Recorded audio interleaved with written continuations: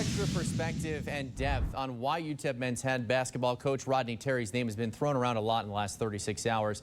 The Texas Longhorns today introduced Chris Beard as its next head coach, making the move from Texas Tech. As he builds his staff, Terry's name has come up in several reports. So we're joined now by Nate Ryan, who's been on top of this story. So Nate, what have we learned in the last 24 hours or so? Well, the phone's been ringing off the hook. A lot of digging obviously going around with reporters and anchors in the borderland, finding out just exactly if Rodney Terry will be leaving to take an assistant position at Texas. And based on people I've talked to, it's not such a crazy proposition to think that a head coach would move then into an assistant role. Not so crazy to the fact that I've even seen reports that it could be likely that Rodney Terry could be leaving his current post as head man at UTEP for that assistant position. A demotion in title, but as we'll get to here shortly, not so much necessarily in pay and responsibility. Explain that for our viewers. Obviously, there are the diehard UTEP Miner fans who are paying attention to this, but then there are also viewers out there who may not be big fans of sports at all. But why would someone want to take a head coaching position and move into an assistant role?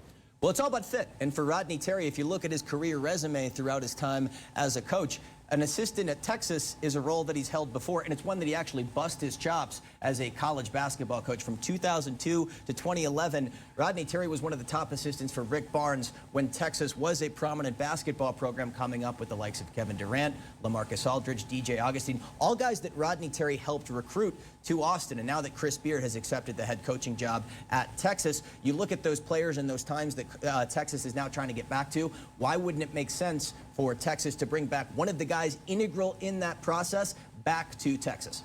And right now, Chris Beard is forming that staff, and he's done so quickly. There's one vacancy left. Yeah, you talked about it, so it's not so crazy the fact that a head coach would jump to an assistant gig. We've already seen one guy do it, as far as Chris Ogden. That's the former UT Arlington head coach who stepped down from his role as head man of UT Arlington. He now sits on that bench with Chris Beard, as you see there. Ulrich Malagi, who's joining Chris Beard from Lubbock, Texas, coming over from Texas Tech. He fills that second vacancy there on the bench next to Chris Beard.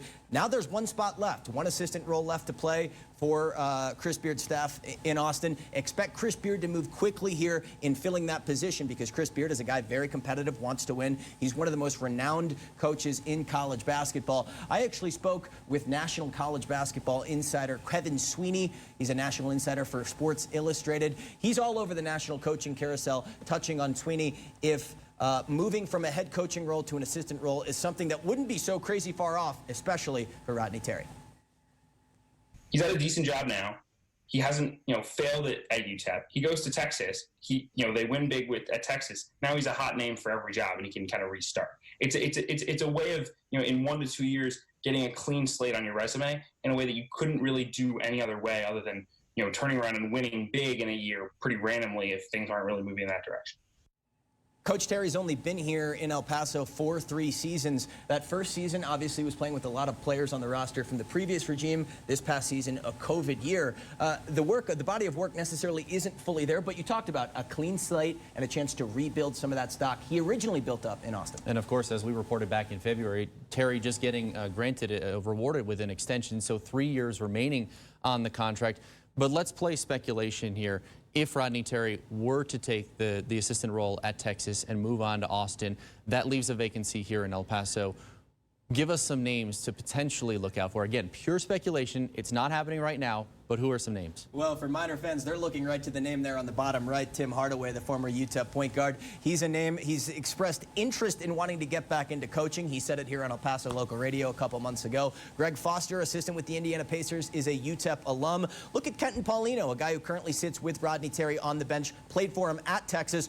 Joe Golding, you dream big. You could throw everything you want at Joe Golding, who just beat Texas in the tournament. Tim Miles is a guy who's experienced. He was a finalist for the job at UNM that went to Richard Pitino. But then again, as we talked about, all speculation. And talk about that contract with Coach Terry. Coach Terry currently sitting around $730,000 annually. Chris Beard sitting around $5 million annually. So that paycheck obviously would probably increase. And the assistants, yeah, could certainly get a lot more money.